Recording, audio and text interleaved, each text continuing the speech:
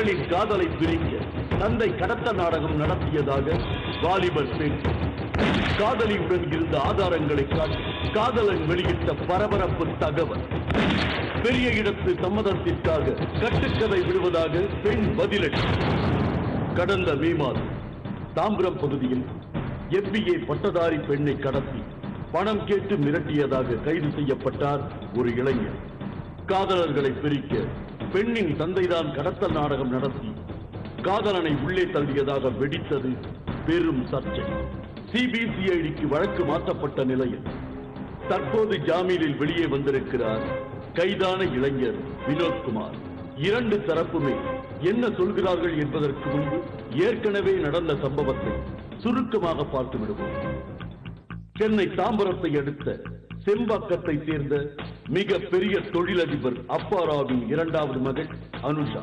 MBA பட்டதாரியான இவர் கடந்த மே மாதம் 9ஆம் தேதி காலை வேலைக்கு நேர்முக தேர்வுக்கு செல்லும் போது கடத்தப்பட்டார் அதிரடியாக. அனுஷாவை கடத்தி 40 லட்சம் ரூபாய் கேட்டு மிரட்டியதாக வினோத்குமார், கனகவேல் என்ற 2 பேர் கைது செய்யப்பட்டார்கள். மறுநாள்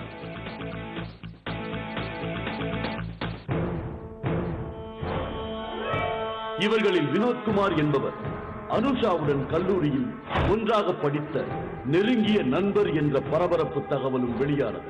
ஆனால் கைது செய்யப்பட்ட வினோத்குமாரோ அனுஷாவும் தாமும் நீண்ட நாள் காதலர்கள் என்று சொல்லி பெரும் அதிர்ச்சியை ஏற்படுத்தினர்.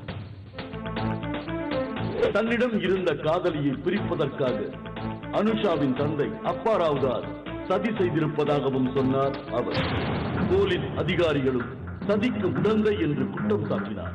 விவகாரத்தில் சம்பந்தப்பட்ட இளம்பெண் அனுஷாவும் எதுவுமே பேசாமல் மாயமாகி போனார் பெற்றோருடன். இந்நிலையில் தற்போது சிறையில் இருந்து ஜாமீனில் வெளியே வந்திருக்கிறார் வினோத்குமார்.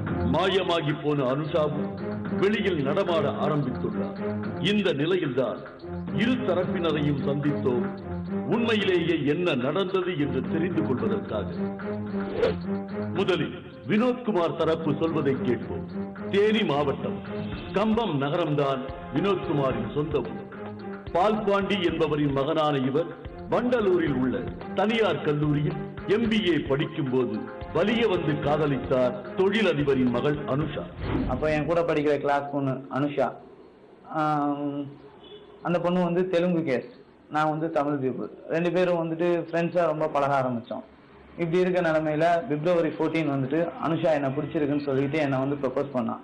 முதலில் தயங்கிய வினோத்குமார் பிறகு காதலுக்கு சம்மதிக்க காதலன் வீட்டுக்கே போய் வர ஆரம்பித்தார் அனுஷா. காதல் விவகாரம் வினோத்குமாரின் பெற்றோருக்கு தெரிந்து கண்டிப்பு காட்டினாலும் பின்னர் ஏற்றுக்கொண்டனர். இந்த மாதிரி அனுஷா வந்துட்டு எங்க அப்பா அம்மாவோட ரொம்ப நெருங்கி ஃப்ரெண்ட்ஸா பேச ஆரம்பிச்சோடையும் அனுஷாவையும் ரொம்ப பிடிச்சி போச்சு. உடனே என்ன பண்ணாங்க, எங்களோட லவ்வுக்கு அவங்க ஓகே சொல்லிட்டாங்க. எந்த அப்ஜெக்ஷனும் தெரிவிக்கல. கொஞ்ச நாள் போக போக அனுஷா வந்துட்டு என்னோட ஃபேமிலியில இருக்க எல்லாரு கூடயும், எங்க அக்கா பசங்க, குட்டி பசங்க, அக்கா, மாமா, தாத்தா, என் தங்கச்சி, இப்படி எல்லாரு கூடயும் என்னோட அனுமதி என்கிட்ட கேட்கணும் அப்படிங்கிற எந்த ஒரு அவசியமும் இல்லாம எப்போ பேசணும்னு தோணுதோ அனுஷா அவங்களோட நம்பர்ல இருந்து எங்க அப்பா அம்மா, என் தம்பி எல்லாரு கூடயும் கால் பண்ணி பேச ஆரம்பிச்சா. என் ஃபேமிலி மெம்பர்ல ஒருத்தி ஆயிட்டான். ஆனால் கோடீஸ்வரரான அனுஷாவின் தந்தை அந்தஸ்து பேதத்தால் மகளின் காதலை ஏற்றுக்கொள்ளவில்லை. வேறு இடத்தில் மாப்பிள்ளை பார்த்தபோது கடந்த மே மாதம் 9ஆம் தேதி அனுஷா தனது வீட்டிற்கு ஓடி வந்து விட்டதாக தெரிவித்தார் வினோத். இதன் பிறகு திடீரென அனுஷாவை கடத்தி 40 லட்சம் ரூபாய் கேட்டு மிரட்டியதாக நண்பன் கனகவேலோடு கைது செய்யப்பட்டார் வினோத்குமார். அனுஷாவும் தாமும் காதலர்களாக இருக்கும் போது அவரை ஏன் தாம் கடத்த வேண்டும் என்ற கேள்வியோடு பேச ஆரம்பித்தார் வினோத்குமார். அனுஷாவும் அவரும் ஜோடியாக எடுத்துக்கொண்ட ஏராளமான போட்டோக்களை ஆதாரங்களாக காட்டினார் அவர். நவம்பர் மாசம் கிளம்பினோம். நவம்பர் மாசம் வந்துட்டு ஒரு 4 days வந்து டூர் போனோம். அங்க வந்துட்டு இங்கேருந்து போகும்போது எங்களுக்கு எந்த பிரச்சனையும் கிடையாது. நல்லா சுத்தி பார்த்தோம். அங்க எடுத்த போட்டோஸ் தான் பேப்பருக்கும் மீடியாவுக்கும் எல்லாமே நான் கொடுத்துருக்கேன். அந்த போட்டோஸ் எல்லாம் நீங்க ஃபாரின் அனுப்பிச்சு செக் பண்ணிக்கோங்க. அந்த போட்டோஸ் எல்லாம் எந்த அளவுக்கு உண்மை, கிராபிக்ஸ் அப்படின்னு சொன்ன மாதிரி நான் கேள்விப்பட்டேன். காதலி அனுஷா தனக்கு அனுப்பிய SMS-கள், இமெயில்கள் போன்றவற்றையும் கண்முன்னே வைத்தார். ஆனால் தொழிலதிபர் அப்பாராவின் மகளான அனுஷாவோ தாம் ஒருபோதும் வினோத்குமாரை காதலித்ததே இல்லை என்கிறார் திட்டவட்டமாக. அந்த வினோத்குமாருக்கும் எந்த விதமான பர்சனல் காதல்ங்கிற வார்த்தைக்கு அர்த்தம் இல்லையா? அதுக்கே இடமே இல்ல. I never love him. Love அதெல்லாம் எதுவுமே கிடையாது சார். எல்லாம் சும்மா just to come out of this. எல்லாம் சும்மா இது டெவலப் பண்ணி ரொம்ப இது பண்ற ரூமர் கிரியேட் பண்றதுதான். அதெல்லாம் கிடையவே கிடையாது. எப்படி ஒரு கிளாஸ்மேட் எவ்வளவு என்ன ரிலேஷன்ஷிப் இருக்குமோ அவ்வளவுதான் ரிலேஷன்ஷிப் சார். அது தவிர எதுவுமே கிடையாது. அது சரி சார், அவன் பார்க்க எப்படி இருக்கான் பாருங்க. அவனை யாரும் லவ் பண்ணுவாங்கண்ணா? என் பர்சனாலிட்டின்னா அவன் பர்சனாலிட்டி என்ன எப்படி இருக்கான் பாருங்க. எப்படி லவ் பண்ணுவாங்க அவங்க? லவ் எல்லாம் கிடையவே கிடையாது. தன்னுடன் ஒரே கல்லூரியில் படித்தவர் என்பதை தவிர தனக்கும் அவருக்கும் எந்த தொடர்பும் கிடையாது என்று சொன்னார் அவர். வினோத்குமாருடன் நெருக்கமாக இருக்கும் போட்டோக்கள் எல்லாம் போலியானவை என்றார் திடமாக. எல்லாம் கட்டுக்கதை தான், எல்லாம் பொய் எல்லாமே. யார் சொன்னாங்க இதெல்லாம்? அதெல்லாம் கிடையவே கிடையாது. ஃபர்ஸ்ட் ஆஃப் ஆல் எல்லாம் சும்மா கிரியேட் பண்றது. பொய் தான், 100% பொய் தான். இன்னும் இதுல என்ன ப்ராமிஸ் இருக்கு? எங்க வேணா சொல்லுங்க, ப்ராமிஸ் வேணா பண்றேன். It's no. லவ் பண்ணல. அனுஷா வந்துட்டு கிராபிக்ஸ் அப்படின்னு சொல்றா. கிராபிக்ஸ் வந்து இன்னைக்கு போட்டோ எடுக்கலாம், நேத்து போட்டோ எடுக்கலாம். இந்த போட்டோ பாருங்க.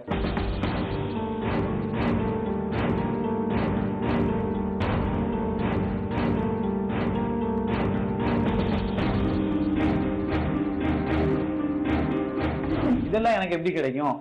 என்ன தெரியவே தெரியாது, லாஸ்ட் இயர் தான் என் கூட பழகினேன் அப்படின்னு சொல்ல சொல்றீங்க. இந்த போட்டோஸ் எல்லாம் எப்படிங்க எனக்கு கிடைக்கும்? கம்பம் நகரில் உள்ள தனது பெற்றோர்கள் உறவினர்களிடம் அனுஷா மணிக்கணக்கில் போனில் பேசுவார் என்று சொல்கிறார் வினோத்குமார். கம்பம் நகரில் உள்ள உறவினரின் ஒரு குழந்தையிடம் மிகவும் செல்லமாக அனுஷா பல தடவை பேசியிருக்கிறார் என்றும் சுட்டிக்காட்டுகிறார் அவர். அவர்களை பார்த்து நேரடியாக அனுஷாவால் மறுக்க முடியுமா என்றும் ஆவேசத்துடன் கேள்வி எழுப்புகிறார் வினோத்குமார்.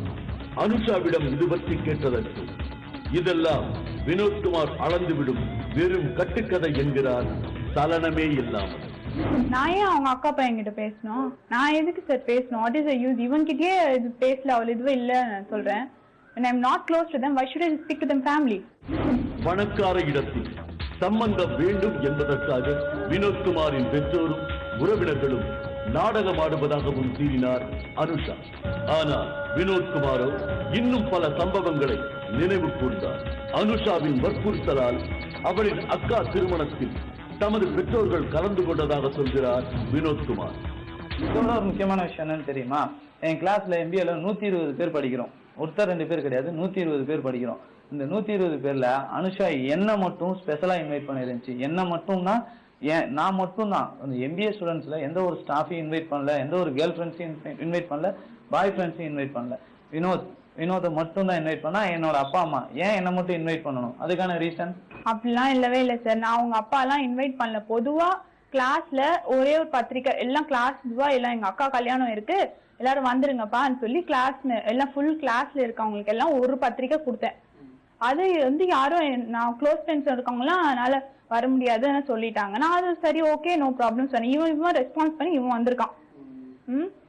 இவன் வந்திருக்கான், அவனோட இன்னொரு ஃப்ரெண்ட்னு சொல்லி வந்திருக்கான். ஆனா அவங்க அப்பா எல்லாம் வரல, அவன் பார்க்கவே இல்லை இப்ப வரைக்கும். அப்பா வந்துட்டு ஸ்டேஜ்ல ஏறி எங்க கூட இந்த போட்டோ எடுத்துங்கப்பா அப்படின்னு சொன்னான். அப்பா ஸ்டேஜ்ல போட்டோ வேணாம்ப்பா, வீடியோல வேணா நான் நினைக்கிறேன், போட்டோ எடுத்துக்கல, நீயும் தம்பியும் போய் போட்டோ எடுத்துக்கங்க அப்படின்னு சொன்னாரு. அதே மாதிரி நானும் தம்பியும் வந்துட்டு போட்டோ எடுத்துக்கிட்டோம். அந்த பொண்ணோட அக்கா கல்யாணத்துக்கு வந்து என்னைய அழைப்பு, அந்த பொண்ணுதே என்னைய கூப்பிட்டுச்சு. அவங்க அக்கா கல்யாணம் மேரேஜுக்கு நான் போயிருக்கேன். நான் அவங்க மேரேஜ் ஃபங்க்ஷன்ல கலந்துருக்கேன். அவங்க அப்பாவுக்கெல்லாம் சேகன் கொடுத்துருக்கேன், எல்லாம் பண்ணியிருக்கேன், டின்னர் சாப்பிட்டுருக்கேன், எல்லாம் பண்ணியிருக்கேன். அவங்க அப்பா வரவே இல்லை, சும்மா போய் இந்த பையன் ரிசப்ஷனுக்கு வந்தாங்க. ஏன்னா இவங்க கிளாஸ்மேட்ன்றதுனால கேட்டா நான் கூப்பிட்டு மாட்டாடினா நீ ஃப்ரெண்ட்ஸ் கூப்பிடுமான்ட்டு எல்லாருக்கும் ஜென்ரலாக பத்திரிகை கொடுத்துருக்காங்க, ஒரே பத்திரிகை கொடுத்துருக்காங்க. அதில் இவனும் இன்னொரு பையன் வந்து நான் என்ன ஞாபகம் எனக்கு அவங்க அப்பா கல்யாணத்துக்கு வந்ததே கிடையாது, சும்மா சொல்றாரு. அனுஷாவிடமும் அவரின் பெற்றோரிடமும் இது பற்றி கேட்டதற்கு அந்த திருமணத்திற்கு அழைப்பே விடுக்காத போது வினோத்குமாரின் குடும்பம் எப்படி விழாவுக்கு வந்திருக்க முடியும் என்று பதில் கேள்வி கேட்டார்கள். ஒரு சந்தோஷமான தருணத்தில் காதலி அனுஷா தனக்கணித்த வெள்ளை நிற துப்பட்டாவை காட்டி இதற்காவது மனசாட்சியுடன் அனுஷா பதில் சொல்ல வேண்டும் என்றார் வினோத்குமார். அனுஷாவுக்கு பிடிச்ச கலர் ஒயிட். அந்த ஒயிட் கலர் சாலை எனக்கு கிஃப்டா பிரசன்ட் பண்ணிருக்கு. இன்னமும் அந்த ஷாலை வந்து ரொம்ப பத்திரமா நான் வச்சிருக்கேன். ஆனால் அனுஷாவோ தனது ஸ்கூட்டரோடு சால்வை திருடு போய்விட்டதாகவும் அந்த சால்வையைத்தான் வினோத்குமார் காட்டுவதாகவும் கூறுகிறார். அதெல்லாம் இல்ல சார், வண்டி காணாம போச்சு சார். எனக்கு வண்டியில வச்சிருந்தேன் நான் பர்ஸு, துப்பட்டா. அது துப்பட்டா வந்து ஃபேஸ் கவர் பண்றதுக்காக வச்சிருந்தேன், அவ்வளவுதான். அது எல்லாம் காணாம போச்சு. நிறைய பொருள் காணாம, பேக் காணாம போயிடுச்சே. அதெல்லாம் உங்களுக்கு சொல்லியா? நான் வந்து எக்ஸாம் எழுதி முடிச்சுட்டு பேக் வந்து எக்ஸாம் ஹால் வெளியே தான் வைக்கணும். அது வந்து ரூல். உள்ள எக்ஸாம் ஹால்குள்ளே கொண்டு போகக்கூடாதுன்னு சொல்லிட்டாங்க, வெளியே தான் வைக்கணும். சரி, வெளியே பேக் வச்சுட்டு எக்ஸாம் எல்லாம் முடிச்சுட்டு 2.5 hours எக்ஸாம் எழுதி முடிச்சுட்டு வெளியே வந்து பார்த்தா பேக் காணும். சரி, பேக்ல தான் சாவி வச்சிருக்குமேன்னு சொல்லிட்டு பார்க்கிங் ஏரியா, அந்த MBA பிளாக்ல தான் எப்போதும் பார்க்கிங் பண்ணுவேன். அந்த இடத்துல போய் வண்டி காணும், வண்டி சாவி இல்லையே, வண்டி சாவி இல்லையே, போய் பார்த்தா வண்டியும் காணும். அப்படியானால் ஸ்கூட்டர் திருடு போன விவகாரத்தில் ஏன் வினோத்குமார் மீது புகார் தரவில்லை என்ற கேள்விக்கு அனுஷாவிடம் பதிலே இல்லை.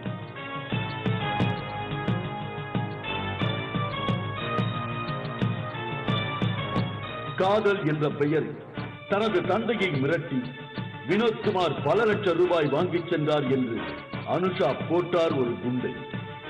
வினோத்குமாரின் தரப்போ பணம் கொடுத்தது, கடத்தி மிரட்டியது என தன்னை சம்பந்தப்படுத்தும் அனைத்துமே வடிகட்டிய பொய் என்கிறது. லவ் பண்ணது உண்மை, நான் கடத்தினது நிரூபிங்க. ரெண்டாவது காசு கேட்டது நிரூபிங்க. லவ்வே பண்ணிருக்கேன், லவ் பண்ணவே ஏன் கடத்தணும்? கடத்துறதா இருந்தா கூட படிக்கிற அப்பயே கடத்திட்டு போயிருக்கலாமே.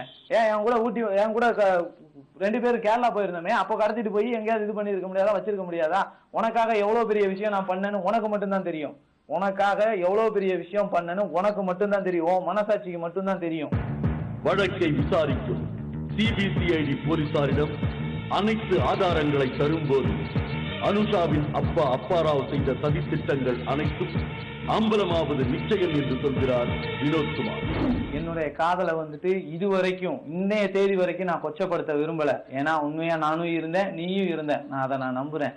இதுக்கு மேலையும் நான் லவ் பண்ணல, நான் அது பண்ணல, என் மேல வந்து திரும்ப பொய்யான குற்றச்சாட்டுகள், புகார்கள் நீங்க கொடுக்க நான் என்ன பண்ணுவேன் அப்படின்னா, நம்ம 2 பேருக்கும் லவ் இருந்தது உண்மைதான் அப்படின்னு எதை காமிச்சா நிரூபிக்க முடியுமோ அதை காமிக்கவும் நான் தயாரா இருக்கேன். இப்போ நான் சொல்றேன், நாம 2 பேரும் லவ் பண்ணது உண்மைதான், நம்ம 2 பேருக்குள்ள லவ் இருந்தது உண்மைதான் அப்படின்னு என்னால ப்ரூவ் பண்ண முடியும். கடவுளாலையும் கவர்மெண்டாலையும் யாராலையும் அழிக்க முடியாத ஆதாரம், அந்த ஆதாரத்தை கூட நான் கொடுக்க ரெடியா இருக்கேன். நான் இது வரைக்கும் கொடுக்கல. எவ்வளவு பேர் என்கிட்ட கேட்டு வந்தாங்க, என்ன வச்சிருக்க, ஏது வச்சிருக்கேன். அனுஷா வினோத்குமாரை காதலித்தது உண்மையா இல்லை பொய்யா? அனுஷாவை கடத்தி சென்று அவரது அப்பா அப்பாராவிடம் 40 லட்சம் ரூபாய் கேட்டு வினோத்குமார் மிரட்டினாரா? அப்பாவி இளைஞனை கடத்தல்காரன் போல் சித்தரித்து அவமானத்திற்கு ஆளாக்கி அந்த சதிக்கு யார் காரணம்?